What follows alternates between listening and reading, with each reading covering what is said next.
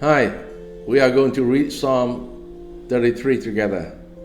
Shout for joy in the Lord, all you righteous. Praise befit the upright. Give thanks to the Lord with the lyre. Make melody to him with the harp of 10 string. Sing to him a new song. Play skillfully on the string with a loud shouts. For the word of the Lord is upright, and all his work is done in faithfulness. He loves righteousness and justice. The earth is full of steadfast love of the Lord. By the word of the Lord the heavens were made. By the breath of his mouth all their hosts.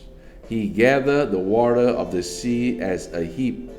He puts the deeps in storehouses. Let all the earth fear the Lord. Let all the inhabitants of the Lord of the world stand in awe of him. For he spoke, and it came to be. He commanded, and it stood firm. The Lord bring the counsel of the nation to nothing. He frustrate the plan of the people. The counsel of the Lord stand forever. The plan of his heart to all generation. Blessed is the nation whose God is the Lord, the people whom he has chosen as his heritage. The Lord looks down from heaven, and he see all the children of men. From where he sit enthroned, he looks out, and all the inhabitants of the earth. He who fashioned the heart of them all, and observe all their deeds. The king is not saved by his great army. A warrior is not delivered by his great strength. The war horse is a false hope for salvation. The war horse is a false hope for salvation. By its great might it cannot rescue. Behold, the eyes of the Lord is all those who fear him, and those who have hope, who hope in his steadfast love, that he may deliver their soul from death and keep them alive in famine. Our soul waits for the Lord. He is our help and our shield. For our heart is glad in him, because you trust in his holy name. Let your steadfast love, O Lord, be upon us, even as we hope in you.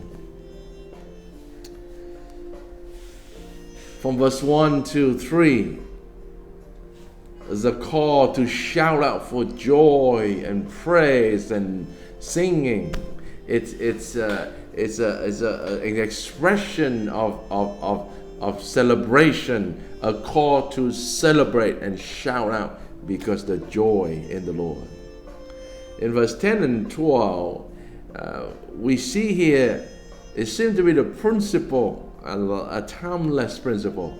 A country or countries that flourish as somewhat take the counsel in the Lord seriously, both in the Old Testament, in the churches in the New Testament, and to nations who take biblical principle seriously.